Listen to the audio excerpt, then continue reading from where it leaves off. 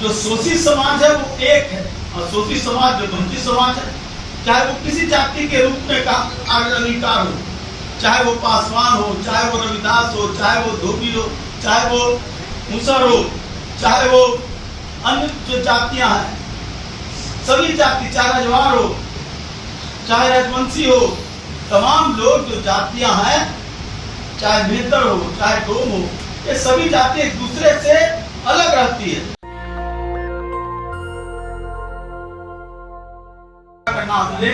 तमाम लोगों ने सिर्फ एक समाज के लोगों को, एक वर्ग के लोगों को नहीं, बल्कि समाज के तमाम लोगों को आगे बढ़ाने के लिए और देश के अग्रणी करने के लिए अपनी भूमिका अदा करने का काम किया है। इसलिए हम लोगों को उन लोगों के प्रति आदर के साथ साथ उनके सिद्धांतों को, उनके विचारों को आत्मसात करने की जरूरत है और अपनी कुंठा को खत्म करने की जरूरत है। साथियों, हम कोई सवाल किसी राजनीतिक पार्टी के हैसियत से नहीं करना चाहेंगे। मैं कहना चाहता हूं कि देश की आजादी के 75 साल हो गए। हम अमृत महोत्सव में अपने आप को चल रहे हैं और कई तरह के समारोह भी हो रहे हैं अमृत महोत्सव के नाम पर, लेकिन क्या जो दलित समुदाय, जो वंचित समुदाय, जिन लोगों को, जिस बात को रविंद्र जी ने कहा, जमीन का सवाल हो, भूख का सवाल हो, आज आरक्षण की बात कही जाती है, लेकिन आरक्षण क्यों? बाबा साहब ने बड़े स्पष्ट रूप से कहा, हरिकिशोर भाई ने भी इसको बड़े विस्तृत रूप से कहा, हम उसको दोहराना नहीं चाहते। लेकिन जो भूख का सवाल है, जो रोजगार का सवाल है, जो जमीन का सवाल है, जो इज्जत का सवाल है, इस सवाल में सबसे ज्यादा कौन है शोषित? शोषित है वही दलित समाज, वंचित समाज। लेकिन ये भी सत्य है कि उन जो लोग शोषक समाज रहे हैं, उन शोषक समाजों का पोषक भी हम ही वंचित समाज के लोग। हम लोग अभी बबन रावत जी बात कर रहे थे मनुवाद के बारे में कि उन लोगों जो सहन शक्ति, जो लोग शोषण करते हैं उनको सहन भी होती है। हम पुराने समय से देखते आ रहे हैं, लेकिन जो हमारे लोगों को सबसे ज्यादा अत्याचार करने का काम किया है, कौन लोगों ने करने का काम किया, इसको भी हमको ढूंढना चाहिए, इसको भी हमको समझना चाहिए।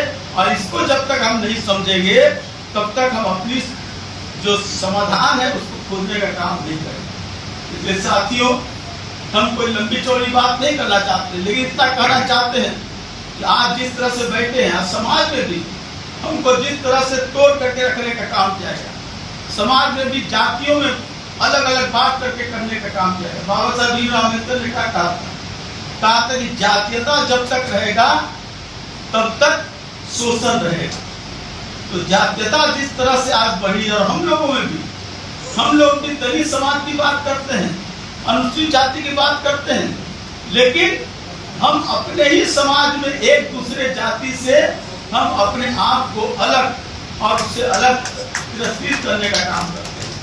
हमको पहले उनसे लड़ने के लिए, उसके पहले हम अपने आप से लड़ना होगा। अपने आप से इसलिए लड़ना होगा कि हमारे अंदर जो कलुषित मानसिकता है, उस मानसिकता से हमको अलग होना होगा।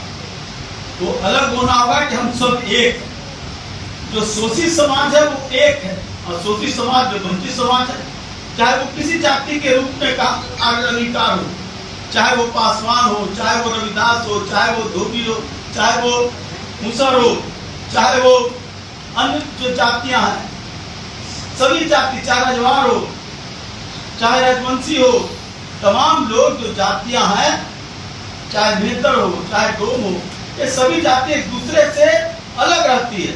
जब हम अपने को एक दूसरे से अलग रखेंगे तो कैसे उस मनुवादियों से लड़ने का काम करेंगे?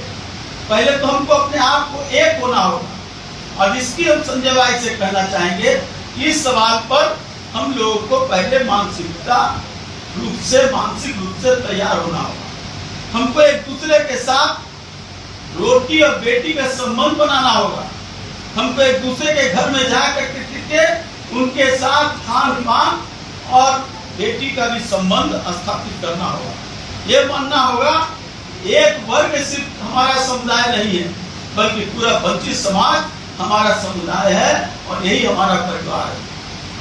अगर इस ओर चलेंगे तो जिनसे लड़ना है वो भी भयभीत होंगे, उनको भी लगेगा ये समाज अब एकजुट होने लगा। बाबा साहब ने कहा था शिक्षित बनो, संगठित हो और संघर्ष करो। तो हम पहले संगठित हो जाएं। संगठित तब होंगे जब एक दूसरे के साथ अपना साथ एक सहचार बनने का काम करें, एक दूसरे के दुख और सुख को अपना दुख और सुख मानने का काम करें। और शिक्षा तो सबसे बड़ी चीज है, अलग सवाल है। आज जैसा हमारे कुछ साथियों ने भी कहा और ये सच्चाई है, आरक्षण तो अब लगभग खत्म हो चुकी है। 15 साल कौन इंतजार करेगा? आरक्षण इसलिए खत्म हो चुकी है कि अब सारे संस्थाओं को, सारे जो संगठन है, सब प्राइवेटाइजेशन हो रहा है। और हम लोगों ने बड़ी लड़ाई लड़ी थी, लड़ते रहे थे, हमारे पूर्वजों ने लड़ा था कि निजी क्षेत्रों में आरक्षण किया जाए। और निजी क्षेत्र में जब चला जा रहा है, जब सारे संस्थाएं, सारे जो लोग क्रम के थे, जो देश के आजादी के समय जिन संगठनों को बनाया गया था, जैसे मुकेश जी ने कहा कि चाहे वो भिलाई का कारखाना हो, चाहे वो HEC का कारखाना हो, चाहे मैकन हो, और ऐसे कई जो थे। श्रीमती इंदिरा गांधी ने बैंकों का राष्ट्रीयकरण करने का काम किया था। आज बैंकों से छटनी हो रही है। किन लोगों की छटनी हो रही है? किस वर्ग के लोग हैं जो आरक्षण से आए, उनकी भी छटनी हो रही है। जब हम अपने आप को शिक्षित हो रहे हैं, आज सारे, ठीक ही कहा भाई ने, आज केंद्रीय विश्वविद्यालय में क्यों नहीं हमारे एक भी व्यक्ति, क्या हमारे लोग पढ़े लिखे लोग नहीं है?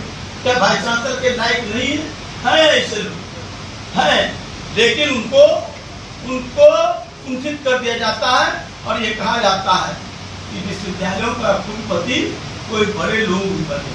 हमारे लोग एक से एक लोग हैं, पढ़े लिखे लोग हैं, ये रतन लाल जी जैसे लोग हैं, कई लोग हैं जो लोग शिक्षा के क्षेत्र में आगे बढ़ रहे हैं। संजय पासवान जी नहीं, शिक्षा के क्षेत्र में ठीक है राजनीति में आए, लेकिन शिक्षा के क्षेत्र में जो हमने अलग जगाने का काम किया है, क्या हमारे यहाँ कमी है?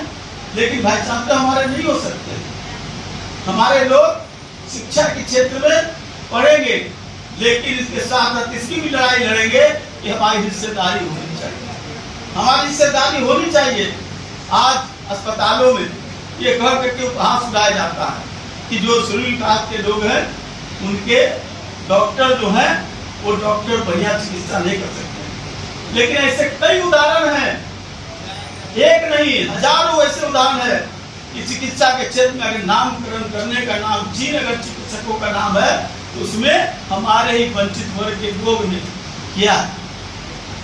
एक उदाहरण दे रहे थे फुलवारी के गोलपुरा के प्रेम मांझी का।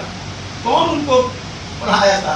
उसका बाप पिताजी मजदूरी का काम करने वाला लड़का, झोपड़ी में रहने वाला लड़का, और पढ़ करके आज उस स्थान को पहुंचा कि अमेरिका की एक यूनिवर्सिटी ने उसे 2.5 करोड़ रुपया दे करके वजीफा दे करके उनको पढ़ने के लिए वहां बुलाने का काम किया। हमारे लोग ऐसे अनाम है, एक नहीं कई लोग। खेल के क्षेत्र में भी आप देखेंगे कि जो मेडल लेकर के आते हैं वो वंचित समाज के ही लोग होते हैं, चाहे हॉकी के क्षेत्र में, चाहे वो फुटबॉल के क्षेत्र में, चाहे वो एथलेटिक के क्षेत्र में, स्विमिंग के क्षेत्र में, हर एक क्षेत्रों में हमारे ही लोग हैं। लेकिन हम उसको भूल जाते हैं और ये लोग जो है एक छोटी सी भी काम होता है उसकी चर्चा प्रशंसा करने का काम करते हैं।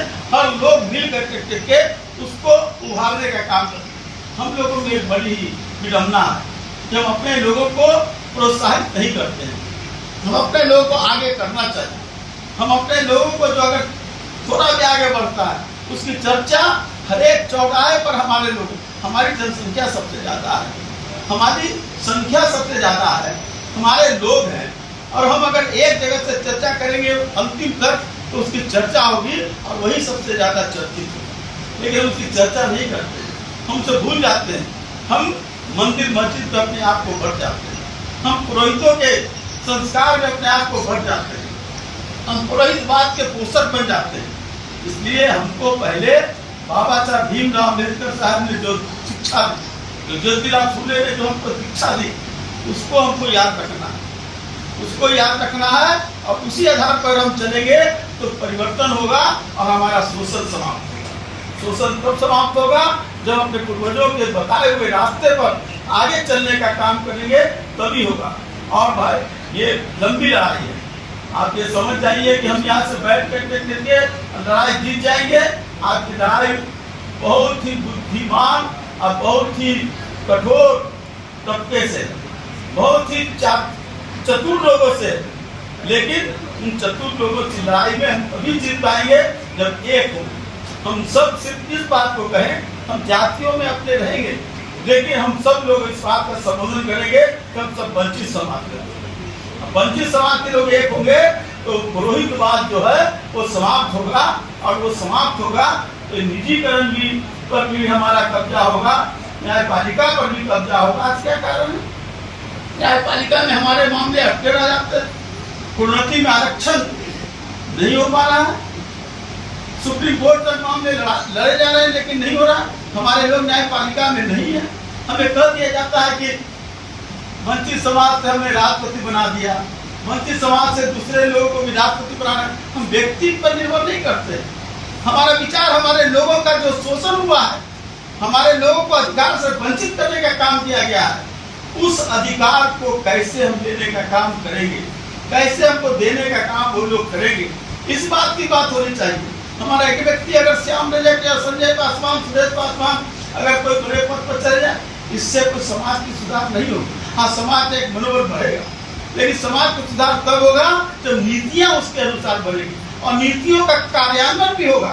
सिर्फ नीतियां बन जाती है।